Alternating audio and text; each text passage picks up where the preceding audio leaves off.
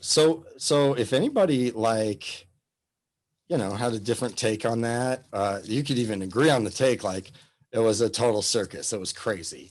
Chris Wallace didn't do the greatest job at like keeping everybody, he needed one of those old vaudeville hooks where he could just rip people off the stage with, I think. So you could even agree with the assessment of the debate, but like have a different outlook on Trump or the GOP or any of that stuff. Please feel free to talk and engage with us on that. Like I would really love to hear from you. I mean, it's possible nobody in the class is like. I'll go ahead and talk. All right. I watched 75. I watched about 75% of the debate. I didn't have time to watch the whole thing, but as far as I'm concerned, surprisingly, there was less sparring going on than I had anticipated, actually. It was a lot more mild than I thought it was going to be. And they were a lot more gentlemanly than I actually thought they would be. So it's kind of odd. In the beginning, it was a little bit out there. There was a lot of sparring and forth and jabs and all that. But they did have moments of being cordial as well. So both of them. So it was very interesting. I don't really think there was much information as far as either side's platforms. They didn't, either one of them, neither one identified anything that I felt talked about what their plans were definitively or anything. Yeah, so it was, I don't know. I felt like it was pretty mild and uneventful. I have seen a lot of debates over the years. I'm old, I'm not young. And, I didn't think it was, I've seen debates that were far more wild than that. So we'll see what happens in the next couple debates, really. The Republican primaries from 2016 were kind of like that, like, because they had like 10 people on stage and it was like, this is crazy. Like, this feels like a WWF, like everybody's in the ring at the same time and the last person that doesn't get thrown out wins. So, okay, that's interesting. You thought it was more mild than what you were expecting, which, yeah, I get that. Because I would have been like, dude, I wouldn't have been surprised if, Trump wouldn't have pulled a switchblade out of his pocket and ran at Joe Biden on the stage. Like, nothing would surprise me these days. But it shocked Joe Biden. He went in expecting it to be a regular presidential debate and was like, well, I don't know that that's what's happening. But also in all those debates, people rarely ever talk about specific policies. It's like, well, my opponent doesn't care about the poor and I do because I want to bring them, equality and I want to pass, universal health care. All right, but like you didn't actually say anything about how you're going to do that, why it would be a good thing, what the hardships would be on that. Like, it's like Well, they only give them 2 minutes and they're interrupted the whole time they're talking on both sides. So there's really no opportunity to actually speak much on what your policies are and all of that. A part of me finds the debates to be kind of a waste of time in a way, because most of the time people's opinions about who they're going to vote for is already fixed and you're not going to be swayed that much by a debate. It might be more entertaining. I don't know. Yeah. We're like a debate at the primaries between candidates competing for the nomination seems like, oh, well, that will help people narrow down their candidate selection a little bit, especially if they're like, well, like 2 or 3 people, like, I don't know who I'm going to vote for yet. But you're right. Like in today's climate, I don't think anybody went into that and they're like, I've been a Trump supporter for 4 years and I'm wrong. I need to switch over to Biden. I don't think there were like liberals watching that going, Trump is really different than I thought he is. I got to vote for him. Like, I agree. I don't know that really changed anybody's minds. Hey, Sarah. Yeah. Do you want to talk? Okay. I didn't watch the debate, so because I've been researching this type of thing since middle school, and I've taken many different disciplines, so I kind of know all their arguments for them. No, so I didn't want to watch it, but I watched because I was working downstairs with my homework, and my dad watched the last like 5 minutes of the debate. And what I did watch was a few CNN analysts talk about it. And in my experience, when one person says something, that's interesting. But when two people say, I think that's really interesting. But when everyone starts saying the same thing and chanting it over and over again, like this was a crazy debate, it was wild. They were like, no one learned anything. And everyone's saying, like everyone I know is saying it. It made me realize, I like reading the works of the psychiatrist Carl Jung. He studies the psychology of religion. Yeah. And he says, judge what people's aims are by the outcomes of their actions, not what they say. And I think, because thing is, when you hear people complain about something, but when they complain, even this happens to me too, but when you complain about over and over again, you're basically leaving a sign that says I'm an idiot, because you're saying I can't solve the problem and I'm just yakking about it. And I think the people who manage the debates, they could institute microphones that turn off, or they could put them in boxes and mute them, or they can maybe institute a point system where if you interrupt, you can't talk during the last 5 minutes of the debate. And from a Jungian lens, if you didn't like that, it wouldn't be like that. And most importantly, if people didn't like that, people wouldn't vote for politicians on those characteristics. Right. So it seems to me people wanted the drama. I'm not saying that's wrong, but people love the drama. People love I think it makes people feel safer. Because because the world's full of suffering, we're all limited, and I think most people don't like themselves because we're so limited, and people aren't. I think most people know that that's like an essentialist viewpoint. But think about it, you're gonna die one day, and like you're limited, and you're probably not as smart as you want to be, or you get it, and it's really easy to say, oh look, this group's crazy, and I feel safe with this group, and if they're gibbering maniacs, then at least my gibbering maniac is more sensible than yours, and I think.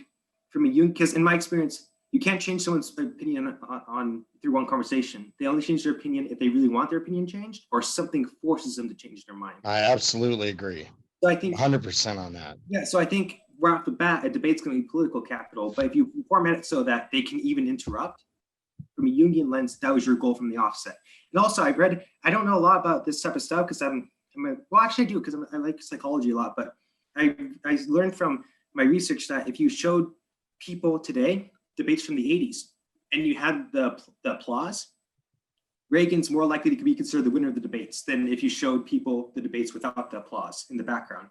So do you see? Yes. There's psychology behind it. And when people say, oh, this was ridiculous, no one won. No one won the debate.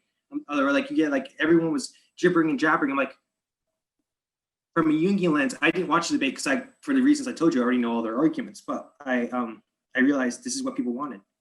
No, you're right. They totally do. And if it was a really straightforward, like I'll talk for 5 minutes, you talk for 5 minutes, and they talked about political policies, that's not going to sell ratings. There's not going to be a ton of people that even tune in for that because it's that's what reading a bunch of articles. Complicated and boring. Yeah, so I think don't get me wrong. I didn't watch the debate because I was like I already told you it's boring and I had other homework to do. But when I was watching the CNN analyst for a few minutes, I was like, if everyone's saying the same thing over and over again, and if everyone's responsible for watching it, if everyone voted for these two, it's not that they don't like it. That's what they wanted. This is the outcome they wanted. Yeah. That's totally true. It's a little like I was thinking of. Well, shoot, I actually think I might have just lost the thought. With debates. So in 1960, and some of you might have heard about this, but when they have a presidential debate between JFK and Nixon, who was running against him at the time, people that listened on the radio thought that Nixon had won the debates. But it was the first presidential debate that was televised, and everybody that watched it on TV thought JFK won by a landslide. Because he's a lot better looking and more charismatic than Richard Nixon. It's like, oh, well, that has a huge sway on us. Kind of the same way like laughter on something or, applause on something changes how you interpret it. Like, I don't know if any of you guys watch SNL. I love SNL. I've watched it for a long time. And they've made a handful of episodes, like pandemic episodes, where they're like, all the people are filming their stuff from like Zoom and, cameras in their house. And even like the news segment at night, Colin Jost and Michael Shea get up there to do it. And there's no laughs after their jokes. It's not what they said wasn't funny. It's just not as funny as it would have been to me without, without the laughter, without the live audience. Same thing for like John Oliver, like his show. I love it, but without an audience, he sounds a little snottier and a little bit more presumptuous and a little less Dynamic. endearing, maybe is the way to put that. Yes, yeah, but what I was saying is not that this is wrong, but from like just like a psychology lens, this is what people wanted from the offset. I was like, because I remember thinking like, if one person says something that's interesting, if 3 people say it, that's interesting, and I should read more about it. But if everyone's saying it everywhere, then that's what they wanted. That's all I had to say about the debates. I didn't actually watch them, but I just watched the aftermath, and I'm like, that's yeah. Yeah, no, that's good. That's a good observation. And I think probably, like I said, I didn't watch the debates either. But I definitely watched the clip of Trump, calling out the Proud Boys by name when Chris Wallace asked him to state definitively that he condemns white supremacy. And he's like, well, who? What group? Who are you talking about? And he's like, white supremacists. Like, do you condone them or condemn them? And so he's like, what, like the Proud Boys? Well, yeah. Stand down and stand by. And then told all of his supporters at the very end, go to the polls, like monitor them, watch them, like camp outside of them. You and your armed fellows, like, uh-oh. So I just saw some law or statute, I think in California at least, there's like jail time if you go wait outside the polls and are hanging around and possibly harassing or intimidating people. Because that's like the stuff we read about in the South in the 1870s and 80s and 90s, right? People at the polls, disenfranchising people, making up new rules for them to vote, just physically intimidating them and scaring them or threatening them so that they don't vote. Literacy requirements. Yeah. All the voting tax, a poll tax, like, this is that's not good. It was bad for democracy back then. It's wrong, but it makes sense because they predicated our societies on slavery, but when they lost slavery, they think we have to renegotiate every single rule. And think about it, all they had was like bitter memories of the war, a Southern identity, and racial pride. Like they had pretty much lost everything else. And I'm not saying that justifies racism, but at the same time, they were like, well, we have to renegotiate this, obviously. And that's why I think they settled on segregation. Yeah, totally. And yeah, like, okay, well, we lost the war. We can regain our culture and our prominence and our values through legal means then, just by gerrymandering and adjusting the law, like poll taxes and literacy tests and stuff like that. Yeah. Well, yeah, the comments of the it's Proud Boys, not Poor Boys, Proud Boys. That I think that was probably the most unsettling thing for people. But of course, people that don't have a problem with any of that, they don't care. They're not good. They'll applaud Trump for not caving. So it's like exactly like you guys are saying. If your mind was made up before, it didn't change after that. In fact, it probably got more rigidly locked in, if anything, which is like kind of the nature of debates, I guess. When they're debates and they're arguing and fighting, when they're like debates as in discourse and like going back and forth on an idea, on points and questions, that's productive. I think that's productive and good. It's good for us. But yeah, just debates the way we've experienced them and had them for at least a while now they're not the most productive thing we're doing in America, probably.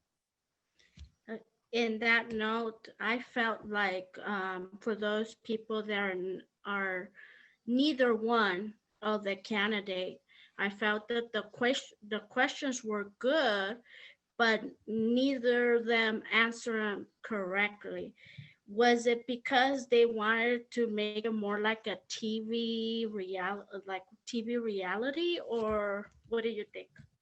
I wonder about that. And I wonder if, like, it would not surprise me at all to learn that some of the advisors or, publicity people on Biden's campaign advised him, you're not going to win in a debate with Trump. He won't debate issues. It's just going to be microphone time. So if you go in and play the extravaganza and you out microphone time him, you'll win. Like, that wouldn't surprise me at all. I don't know that happened, but I also know, just not this presidential debate or the one from 4 years ago, other ones, they usually are a little frustrating to watch. Like, boy, you guys just keep interrupting each other. Boy, this moderator's not doing a good job at this. But like, there's a lot of frustration watching them.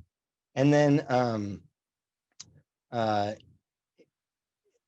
past ones, they also really, at least in modern times, they don't really talk about issues ever. And in fact, in 2008, I was voting, and I was trying to figure out who to vote for.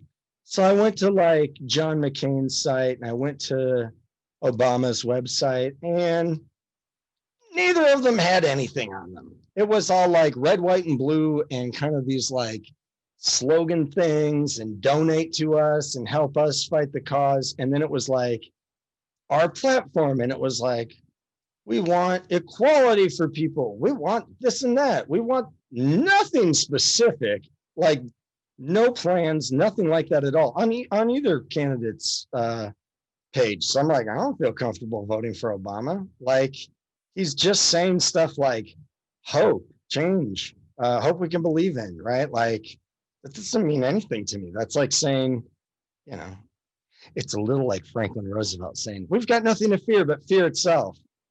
Well, are you kidding me? Like, what about clowns? What about spiders? Like, there's a lot of stuff to fear, bro. Like, that doesn't really make any sense, but it made everybody feel good when you said it. That's kind of the way politicians approach stuff. And then they, sure enough, they spend the first, as soon as they get elected, they start fundraising for their next reelection. Like, when they begin in office. And that's like what they're focused on. So if they're focused on winning in, 4 years, as soon as they get elected, how much are they really going to rock the boat? How much are they really going to challenge the things that are in place that need to get changed, right? Whether you like her or not. AOC did that when she got elected a couple years ago, right? She went in and just like day one, like, boom, boom, boom. She started calling people out in the middle of like, House sessions. And it was like, holy crap, man. She is not going to get reelected, or she's at least not thinking about being reelected, which I think is great. Like, if people are just playing it safe so they can get reelected again, what the hell's the point in reelecting you? Like, if you went in and did a bunch of stuff, and you're like, I did all these things, I want to do more in the next 4 years, and here's what they are, then I'd reelect that person. But they know, they're in the real world. They know, like, it's not really about even a fan base. It's about money. And if you've got more advertising money, a bigger stipend, bigger campaign, bigger supporters, you're in all likelihood going to win. You will probably win if you just have enough money and can press on enough of the right buttons. So, there's probably so many things we need to change in our political system, our political climate, that we probably won't willingly change. It might be some kind of change that's forced upon us that we have to deal with, but it doesn't feel a lot like reform is in the books for America with either politician. I did also notice that both Biden and Trump, they are super old. Either of them, whichever one of them gets elected, they're going to be the oldest president ever by a long shot. And both of them are like, Trump's like, we need to make America great again, like in the 1950s, segregation and all that stuff. Biden's like, we need to make America great again, like before Trump, back when Obama was in. Remember that? Remember when I was cool? No, I don't want to go back to either of those. Like, and it's impossible to do. We can't go backwards to either of those times. Neither of them is talking about the future of America for the 21st century. Why? Because they're not going to be around for it.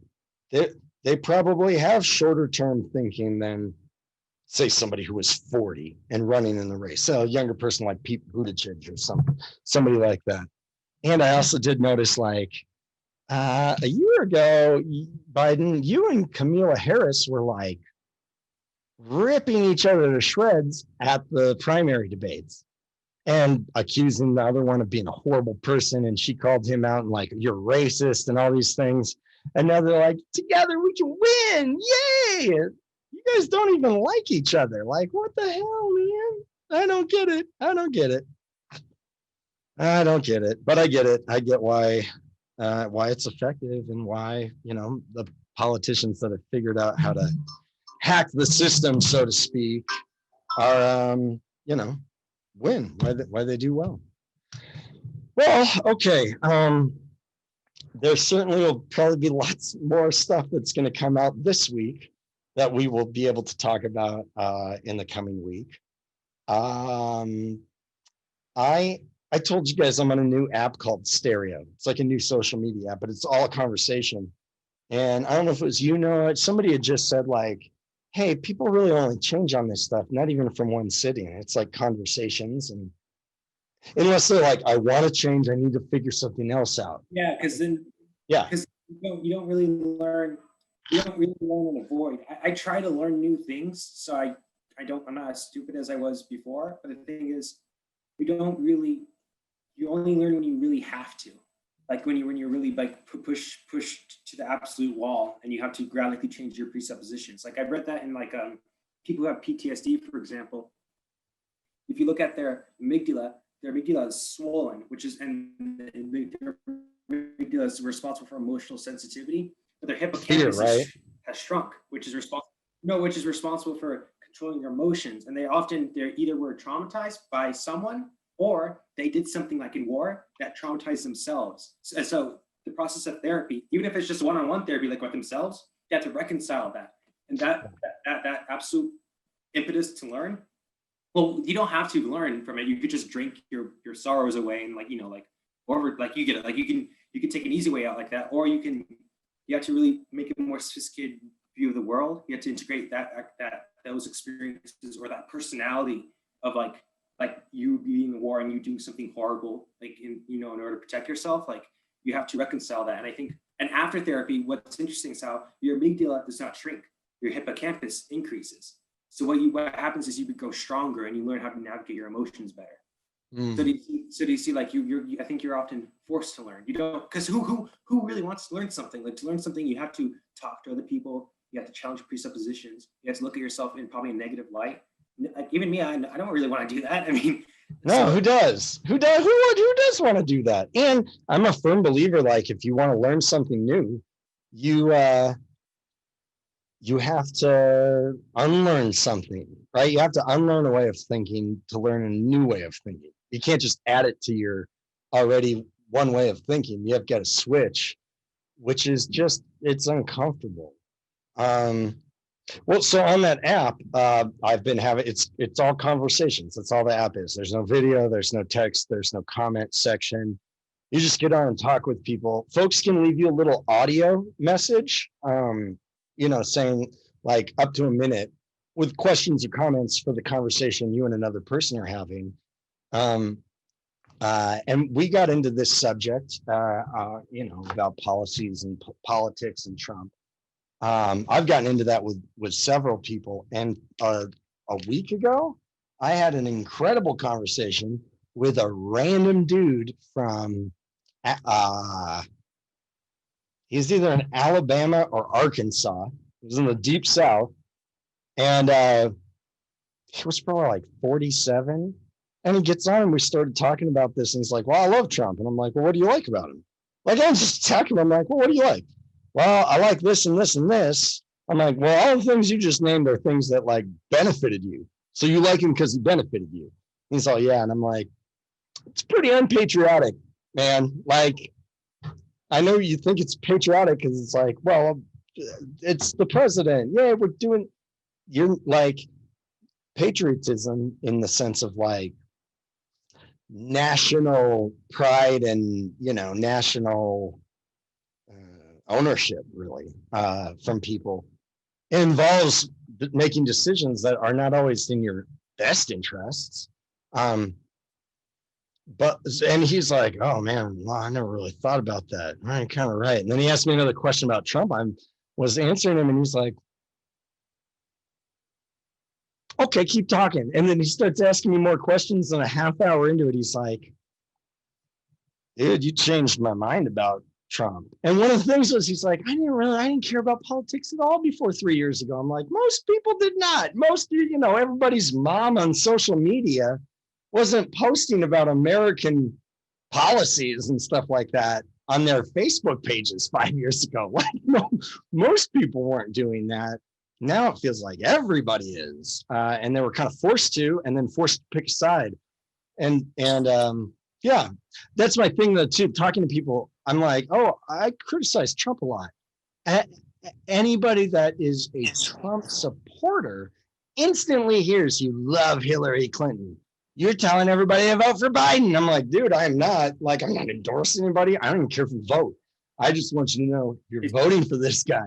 This is who you're voting for. I'm not in a polemic. I'm not like trying to win a political argument with people. I'm not trying to go, you shouldn't be a conservative, you should be a liberal. Like, dude, there are conservative values I hold. There are liberal values that I hold. There's other values that neither of these camps even touch that I hold.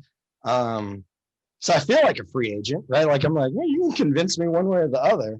But usually the options that are presented to try to convince me and you are just not great ones. Like having two men in their late 70s up for the presidential elections, like, these can't possibly be the two best people in America that we're trying to decide between letting run the country for the next 4 years. There's got to be better people than these two guys. And certainly they're not, they aren't thinking super long term. Just kind of like in England, the Brexit decision, it was largely supported, Britain leaving the European Union and kind of the shared economic market.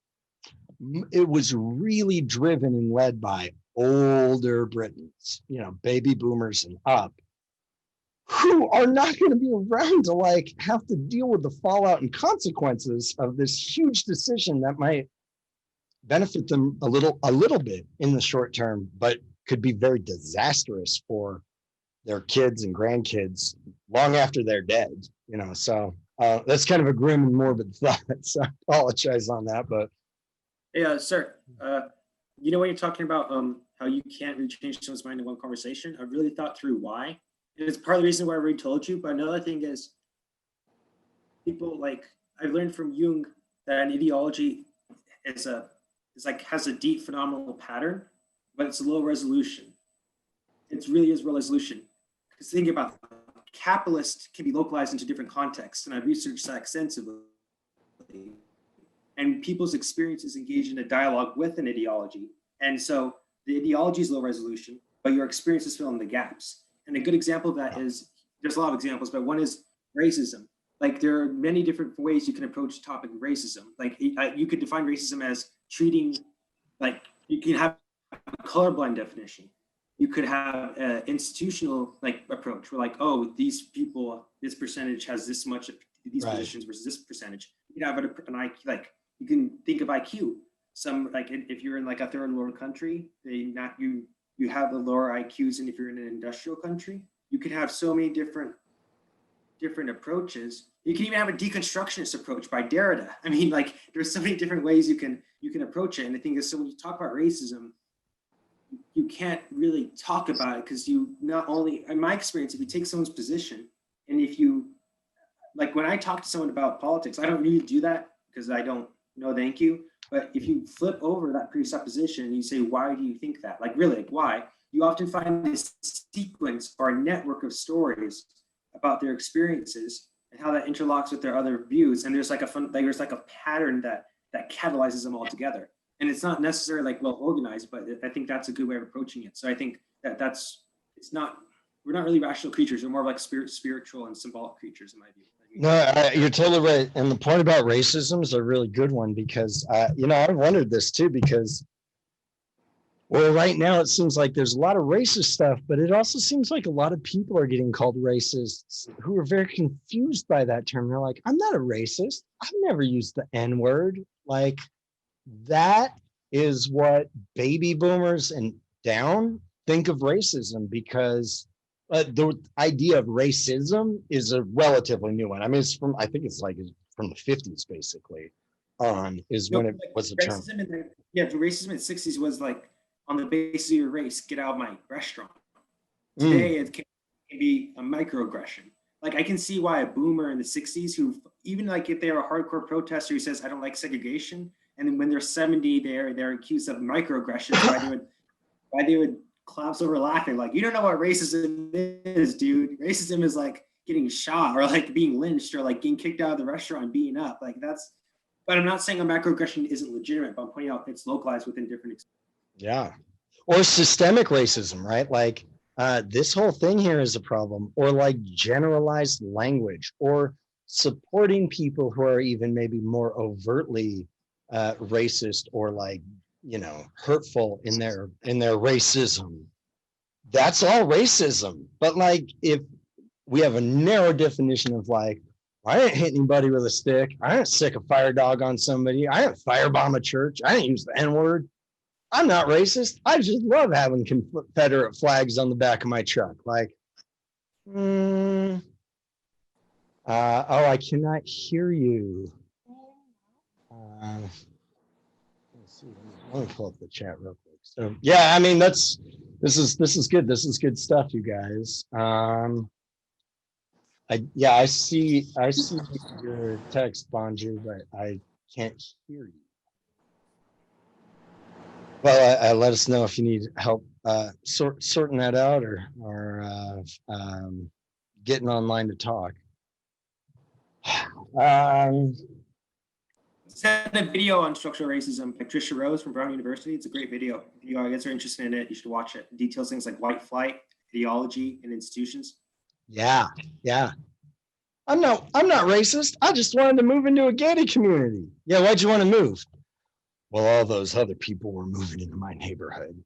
Okay, that's racism. Like but nobody got called the N-word in the process. But it's racism, and it ties back to redlining and all these horrible practices, racist practices that we've done for a really long time. Like the criminal justice system and recidivism. Like if you arrested once, like thrown in jail once, you're gonna get like over and over again. Yeah. Even researching elephants, for example, even if you think that, even like elephants, for example, shows that if there's a war amongst older male elephants, and they all die out, the younger male elephants are much more likely to grow up like violent and aggressive. It's because it's for a few reasons. One is that there's not older male elephants to socialize them, but also they saw their parents like die in a fight, so they probably think, "Uh-oh, this is what's going to happen to me." I mean, you laugh, but it's yeah. Like, no, I'm not laughing at you. I'm sorry. The professor was combing his hair, and I just thought that was just fun. I totally was. I got some nappiness going on in the back of my head there.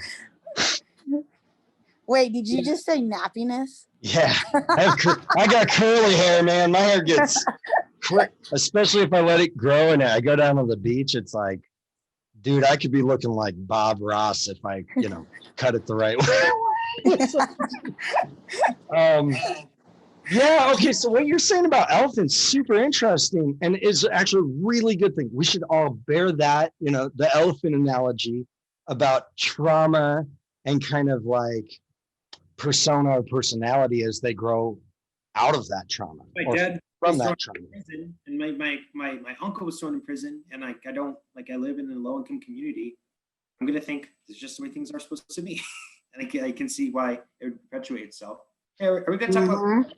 Yeah. With like so just bear that idea in mind, everybody, when we're looking at different people groups, especially the Russians post World War II, because they were in a battle to not be annihilated. Like Hitler wanted to kill all the Slavic people too. He hated them almost as much as he hated Jews. Like Well, they so were within feet of Moscow, and like, I mean, the Germans killed so many of them, and they were Can you basically guys all hear me alone. And so now? when they come out of the war, they're thinking they're Yes. suspicious and aggressive and like, ah. I hear a voice in the background. Speak Can again. you hear me now? I can hear you. Yes. Okay. I was gonna say like earlier that I think now the biggest problem is like people are more afraid of being called racist than actually being racist. So it slows the movement of like progression. Yeah. Mm-hmm. I Yeah. agree. Yeah, it's semantics. It's like we're talking about words. We're not really talking about the motives of your heart here. Those are different things. They're different things. Well, okay, this is great. This is great discussion. We can pick it back up, later tonight if we want to, or Well, let's talk the about next group few projects. weeks as it comes up. Talk about group projects though. Yeah, that's what I want to do. So I want to spend the next like half hour or so talking about group projects, and then we'll take a break and come back in and get into like some material.